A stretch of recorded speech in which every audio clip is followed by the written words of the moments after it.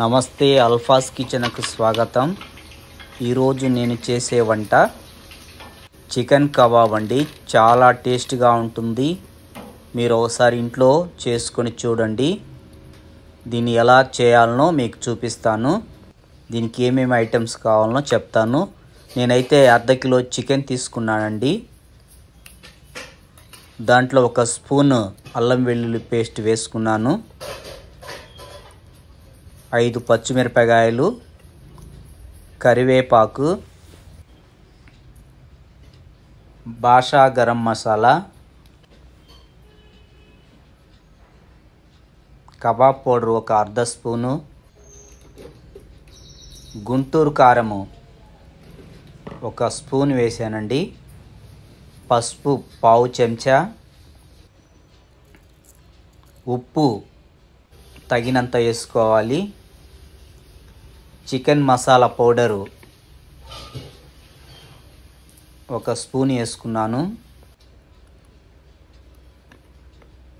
తర్వాత corn flour powder 2 చెంచాలు, మైదా 1 చెంచా, టేస్టింగ్ సాల్ట్ తగినంత,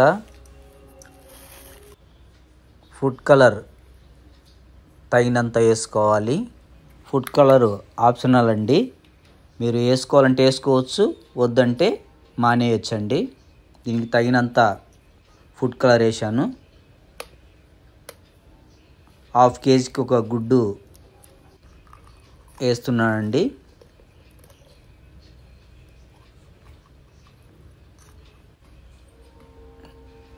వెనిగర్ తగినంత వేసుకోవాలి.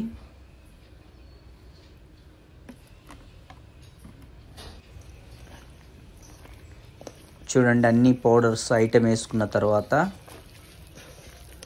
బాగా కలుపుకోవాలండి. కొత్తగా ఎవరైతే మా ఛానల్ చూస్తున్నారో మా ఛానల్ను తప్పగా సబ్స్క్రైబ్ చేసుకోండి. ఉప్పు కారం తక్కువైందండి. నేనైతే ఒక పావు చెంచా ఉప్పు, ఒక అర్ధ చెంచా కారం వేసుకుంటున్నానండి. నేనైతే కసూరి మెంతి మర్చిపోయానండి, ఇప్పుడు వేసుకుంటున్నాను. ఇది వేసుకున్న తర్వాత మరలా ఒకసారి కలుపుకుంటున్నాను. చూడండి, ముక్కలకు బాగా ఉప్పు కారం పడుతుందండి. అందుకని ఒక గంట సేపు ఫ్రిడ్జ్లో పెట్టుకుంటే మసాలా మొత్తము ముక్కలకు పడుతుందండి. నేనైతే ఫ్రిడ్జ్లో పెట్టేశాను. ఇప్పుడు ఈ చికెన్ పీస్లు ఎలా కాల్చుకోవాలో మీకు చూపిస్తాను. స్టవ్ వెలిగించుకోవాలండి. తర్వాత బాండీ పెట్టుకొని తగినంత ఆయిల్ పోసుకోవాలండి. ఆయిల్ కాగిన తర్వాత మంట అయితే అట్లా పెద్దగా పెట్టకూడదండి, చిన్నగా పెట్టకూడదు, మీడియంలో పెట్టాలండి. ఆయిల్ వేడైందండి. నేను పీసులు వేసుకుంటున్నాను. 1/2 కేజీ కలిపాను కదండి, 1/2 కిలో వేసుకుంటున్నాను చికెను. దీన్ని బాగా కాల్చుకోవాలండి. ఒక పక్క కాలిన తర్వాత మళ్ళీ తిప్పేసి రెండో పక్క కాలిన తర్వాత తీసుకోవాలండి. చూడండి ఎంత బాగా కాలుతున్నాయో. పీసులు అయితే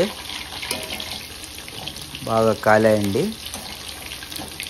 నేనైతే ఒక ప్లేట్లో చికెన్ పీసులు వేస్తున్నానండి.